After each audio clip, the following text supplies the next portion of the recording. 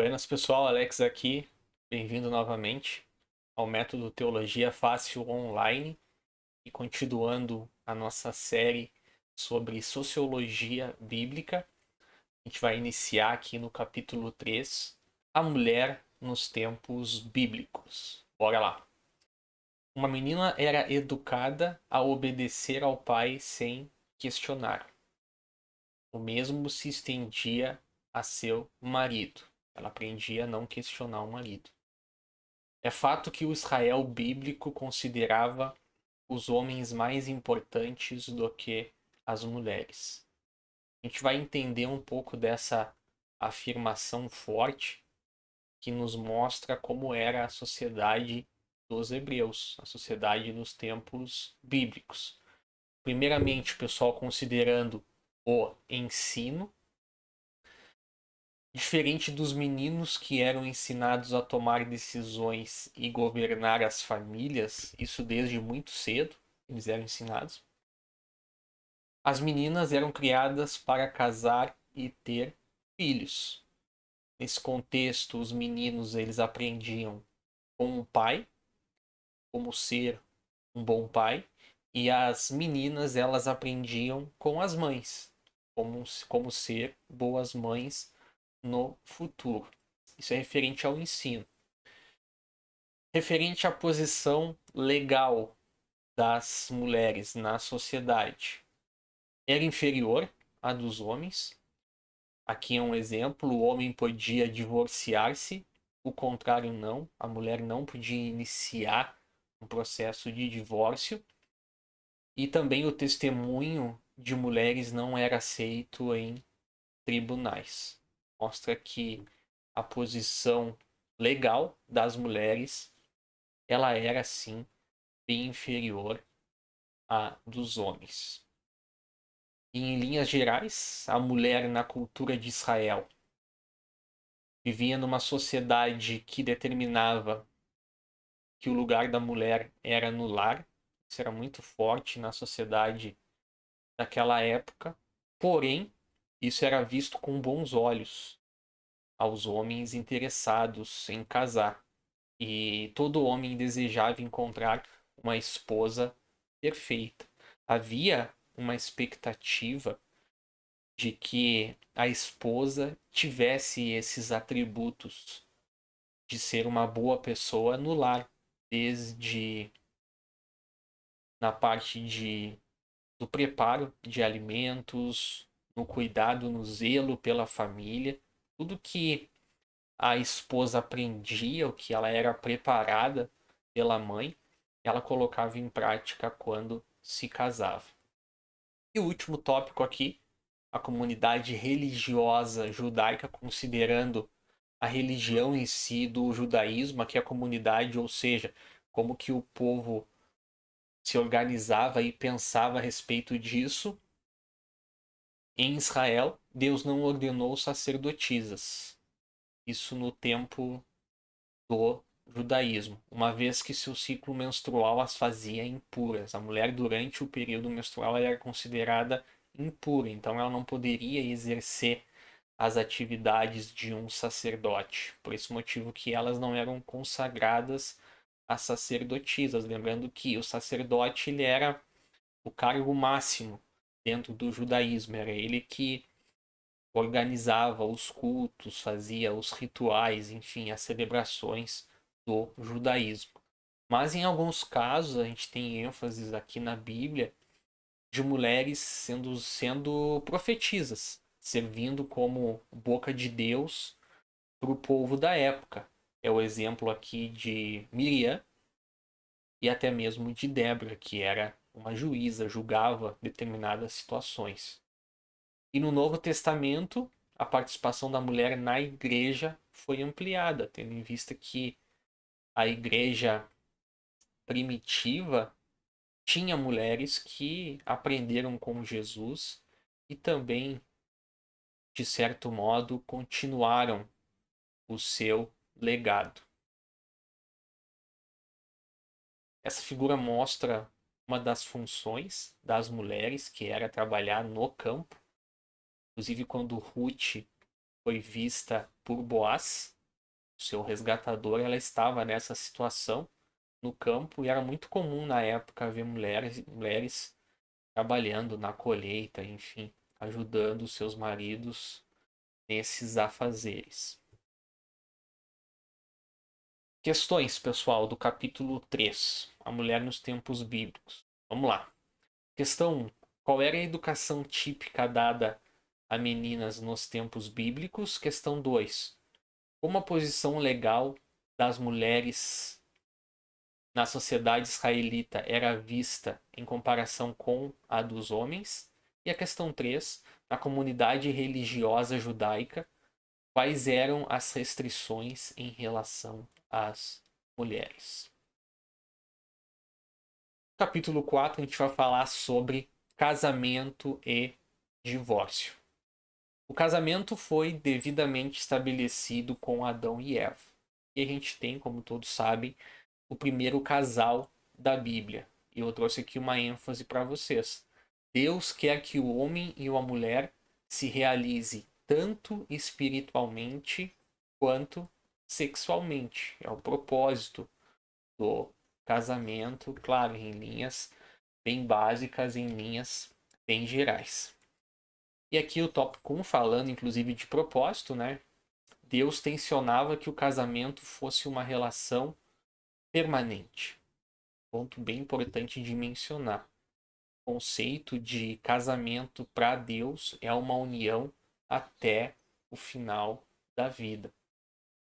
Inclusive, nos 10 mandamentos, Deus proibiu a quebra dessa união, onde fala: não adulterarás. Depois de casado, se houve uma traição, isso é chamado de adultério. A gente tem lá em Êxodo 20:14. No Novo Testamento, ele reafirma a singularidade do vínculo matrimonial, ou seja, de um único casamento. A gente tem lá em Mateus 19:6. De modo que já não sois mais dois, porém uma só carne. Portanto, o que Deus ajuntou, não o separe o homem. Ok? Mais uma passagem aqui que reforça essa singularidade. Mudanças. É o próximo tópico. O casamento proposto por Deus foi corrompido quando alguns homens tomaram duas esposas. Quando a poligamia ela entrou na sociedade bíblica, muitos problemas a gente tem ciência, e o casamento misto, nada mais é do que o casamento com pessoas estrangeiras, complicou ainda mais o problema. Em diferentes épocas da Bíblia, a gente tem relatos de homens que se casaram com pessoas estrangeiras, o tanto de problema que isso trouxe para a família, para o seu clã, e a gente tem consequências gravíssimas, principalmente no que se refere à idolatria. E eu estou dando como ênfase aqui, essa mudança do modo tradicional de casamento que Deus deu trouxe muitos problemas para as famílias. E no que se refere à imoralidade sexual, a Bíblia proíbe o incesto, que é a prática com parentes próximos, e também denuncia as relações homossexuais. E essas relações elas acarretavam em pena de morte em Israel. E a gente tem isso em diferentes passagens do livro de Levítico. Agora aqui falando sobre o divórcio. Quanto ao divórcio, a lei mosaica permitia que o homem repudiasse a sua esposa se ela não fosse agradável aos seus olhos, por ter lhe achado coisa indecente. Esse era um dos motivos que o homem poderia solicitar o divórcio, o mesmo não valia para as mulheres, e a gente precisa considerar alguns outros pontos de validade ou não do divórcio. Pena de morte, primeiro, o adultério acarretava a morte por apedrejamento, acontecia isso muito na época bíblica, inclusive Jesus presenciou isso, a mulher adúltera, que ele disse vai e não peques mais, enfim, a história que vocês já conhecem. E eu trouxe aqui uma passagem lá de Levítico. Se um homem adulterar com a mulher do seu próximo, será morto o adúltero e a adúltera. Os dois eram mortos. E legalmente, pessoal, a esposa não tinha permissão de solicitar o divórcio em nenhuma hipótese. A gente já viu isso na aula passada. Ela estava sujeita voluntariamente, claro, que quando a gente fala de sujeição, é uma sujeição voluntária. Elas não eram obrigadas a se casar. Ao marido que poderia escrever uma carta de divórcio em situações específicas. O que eu estou querendo reforçar aqui, a mulher não poderia solicitar o divórcio, mas o homem, em algumas situações específicas, ele poderia assim fazer. O problema é que essas situações elas foram sendo implementadas ao longo do tempo, sendo que se o homem não gostasse do alimento feito pela mulher, ele poderia solicitar. Então isso perdeu o sentido realmente inicial de Deus para o divórcio. E falando aqui das palavras de Jesus, Jesus citou isso duas vezes, pelo menos a gente vai elencar aqui duas situações diferentes que Jesus faz algumas declarações sobre o divórcio. Na primeira parte, né, ou seja, em duas delas, ele permite o divórcio no caso de adultério. Aí Jesus usa uma referência à lei de Moisés mesmo, ou seja, por adultério o divórcio poderia ser solicitado, porém, em outros dois textos, Jesus parece não dar aprovação nenhuma. Então, cabe uma hermenêutica mais profunda aqui, uma aplicação, para que a gente consiga trazer isso para os dias atuais. Mas, em linhas gerais, a gente percebe que não é o interesse de Deus o divórcio. E Deus valoriza muito mais o perdão e a continuidade do casamento sendo transformado dia após dia, não pelo esforço de cada um, mas principalmente pela vontade de Deus, se submetendo a Deus. Essa imagem aqui relata Jesus e a questão do divórcio, onde ele diz que Moisés permitiu o divórcio por causa da dureza do coração do homem. Imagine, pessoal, se não fosse a dureza, por motivos muito banais, mulheres poderiam ser assassinadas pelos seus maridos, ou então sofrerem a vida toda. E aqui é o que Jesus traz à tona, dando uma ênfase lá na lei de Moisés, que era o que valia até o momento referente a casamento e divórcio. Questões do capítulo 4. Questão 1. Qual foi o primeiro casal estabelecido por Deus na Bíblia? Questão 2. Qual é o propósito principal de Deus para o casamento, de acordo com as Escrituras? Questão 3. Quais práticas relacionadas ao casamento foram corrompidas ao longo do tempo, de acordo com as Escrituras? Questão 4. Segundo a lei mosaica, em que situação a pena de morte era aplicada em casos de casamento e adultério? E questão 5. Como Jesus abordou o tema do divórcio em seus ensinamentos e quais foram suas visões sobre o assunto? Capítulo 5, a gente vai falar sobre nascimento de filhos. Todo casal judeu desejava ter filhos. Esse é o propósito do casamento. Uma vez que morrer sem deixar pretendentes poderia levar a família a ser destruída e esquecida para sempre. E na prática, quanto mais filhos uma família tinha, era melhor pro clã. Lembra que a gente tinha muitos problemas, eu comentei isso, de filhos que morriam, seja em situação de guerra, situação de caça, doenças, Então, quanto mais filhos um casal tinha, as chances daquela família prosperar aumentavam e muito. E aqui, considerando o nascimento de filhos, primeiramente é um mandamento de Deus. Deus mandou que nós tivéssemos filhos. É o primeiro mandamento bíblico, inclusive, e ele era levado muito a sério. Lá em Gênesis 1 e 28, Deus ordenou e Deus os abençoou e lhes disse: Sede fecundos, multiplicai-vos, enchei a terra e sujeitai. Claro que é uma decisão pessoal de cada um que deve ser respeitada, mas quando a vontade de Deus ela sobrepõe a nossa, que é um ideal de todo cristão, a gente precisa sim ter em mente esse propósito de filhos, ok? Até por questões de natalidade. Quando um casal morre, duas pessoas deixam de existir. E se essas pessoas tiverem dois filhos, pelo menos fica no 0 a 0. Segundo ponto, a esterilidade. Isso é tratado muitas vezes na Bíblia, inclusive é ato de milagre de Deus, em alguns casos, e a culpa era lançada sempre sobre a mulher, no caso de esterilidade.